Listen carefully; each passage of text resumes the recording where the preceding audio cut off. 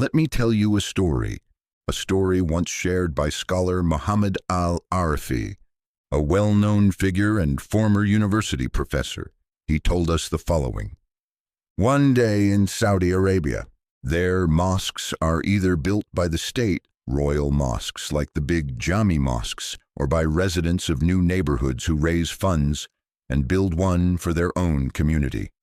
In such community projects, a scholar or imam is usually invited to help raise donations and begin construction. One of the friends of scholar Muhammad Al-Farabi went to such a neighborhood to collect funds. He asked, "Who is the wealthiest person here?" The locals replied, "That house over there, but don't go to him. He never gives anything, not a single cent for a mosque." The scholar said, "It's not up to us. Allah decides. Let's go anyway. Let's just ask." They knocked on the door. Voices could be heard inside. Someone answered, "He's not home." But the scholar said, "Don't lie. I heard his voice. Call him." The man came out. He saw a bearded scholar standing before him and asked, "What do you want?"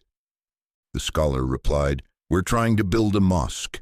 Whatever you can give, it will help." Then the man spat into his hand. He said, "A mosque? The mosque on the next street already calls the adhan. I can't even sleep. And now you want to build one here, on my street? Are you out of your mind?" Let's pause here.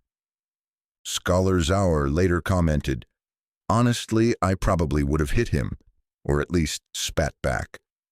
But they didn't come to argue. They came to build the house of Allah." The scholar thought to himself, "He is still a Muslim, regardless, and if he spat, I will endure it for the sake of Allah." He wiped the spit from his beard and said, "You spat in my face, but what will you give to Allah?" These words struck the man. He paused, then said, "Come inside." He sat down quietly, thinking, then said, "I haven't repented in a long time. How much do you need for the mosque?" The scholar answered, "When someone gives for the sake of Allah, you never name a price. Whatever you can, that's enough." The man considered, perhaps $1, perhaps 500. Then he wrote a check for $1.33 million. He said, "Don't ask anyone else. I'll build the mosque entirely. Here's my phone number. If anything falls short, call only me. And if you don't let me be the one to do this, I swear by Allah I will question you on the day of judgment." He personally oversaw the construction. He completed the mosque entirely at his own expense. Soon after, his beard began to grow, and from that day forward, he stood in the first row at every morning prayer. 10 years later, I asked the scholar about him.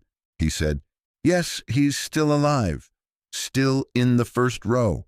The mosque stands, and he has not missed a prayer since." This is what sadaqah means. This is what it means to place your trust in Allah. One deed, one sentence, and a heart can transform. Had there been anger or a fight that day, nothing would have changed. Patience for the sake of Allah leads to extraordinary transformation.